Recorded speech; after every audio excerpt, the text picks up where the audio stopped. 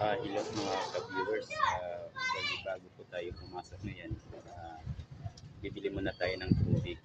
Kasi naalala mo yung naalala nyo yung tutulungan natin na si Ate Girlie. Bali, kahapon po ng umaga, bago tayo pumasok, binigyan natin siya ng tubig na may halong or binabara natin ng mahiwagang stick.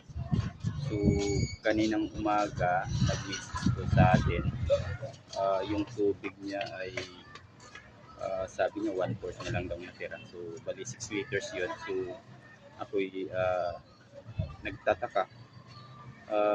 Kung 1/4 lang yung natira, so ibig sabihin nasa 16 na baso na inom niya.